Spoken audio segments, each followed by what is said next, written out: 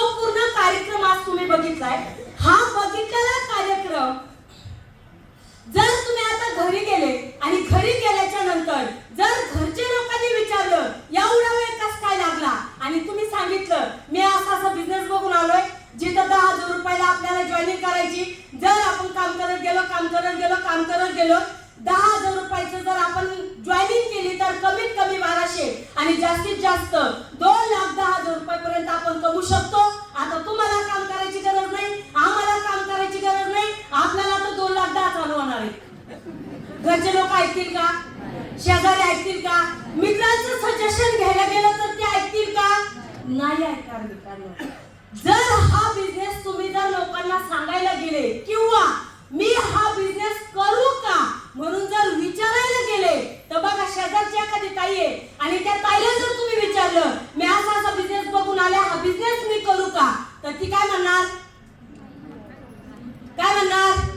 तुम्हाला सांगते मी काय म्हणणार. तुम्ही तोंडात बोलल्यापेक्षा सगळ्यांचं वेगळं वाक्य राहील. बघा तुम्ही जर एखाद्या ताईला विचारलं मी असा बिझनेस बघितलाय, औरंगाबादच्या एक मॅडम आलेल्या होत्या संभाजीनगरवरून, आम्ही त्यांना ऐकलं आज 56 लाख रुपयाच्या BMW पर्यंत आल्यात, 10,000 रुपयाचा एक आयडी काढला होता, 4.5 कोटी इन्कम आतापर्यंत पोहोचू शकल्यात आणि अशा मॅडमला आम्ही ऐकलंय. त्यावेळेस तुमचे शेजारी म्हणणार असं पुढे होतंय का?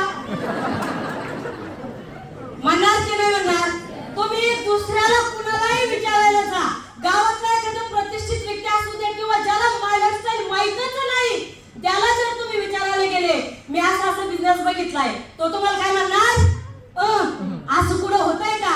मित्रांनो विचार करा, कमीत कमी 500-700 लोक इथं त्या 500-700 लोकांवर आपला विश्वास नाही, पण गावातला एखादा व्यक्ती म्हणला ना ज्याला ज्याच्या परिवाराची काळजी नाही, जो व्यक्ती त्याच्या आयुष्यात काहीच करत नाही आणि अशा व्यक्तीला जर तुम्ही विचारायला गेले मी हा बिझनेस करू का, जेव्हा तो तुम्हाला म्हणतो असं कुठं होतंय का?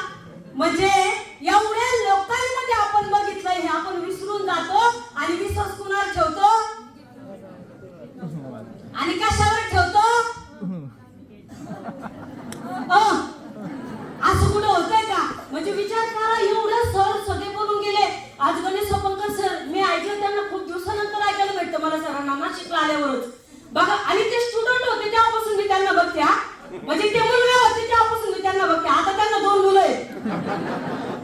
बघा मित्रांनो, म्हणजे आज एवढं सगळ्यांनी आम्ही जीव तोडून सांगतोय तरी लोकांचा विश्वास बसत नाही आणि जो व्यक्ती काहीच करत नाही आणि तो तुम्हाला काय म्हणतो असं कुठं होतंय का, तुम्ही त्याच्यावर विश्वास ठेवता ज्याला त्याच्या आयुष्याचं स्वतःचं काहीच पडलेलं नाही. म्हणून मला एक सांगायचं मित्रांनो, ज्या व्यक्तीसोबत आले त्या व्यक्तीसोबत बसा. आज ज्या व्यक्तीने तुम्हाला इथपर्यंत आणलं तो व्यक्ती तुमच्यासाठी देव तर नाही पण देवापेक्षा सुद्धा कमी नाही मित्रांनो. त्या व्यक्तीसाठी खरंच एकदा जोरदार टाळ्या झाल्या.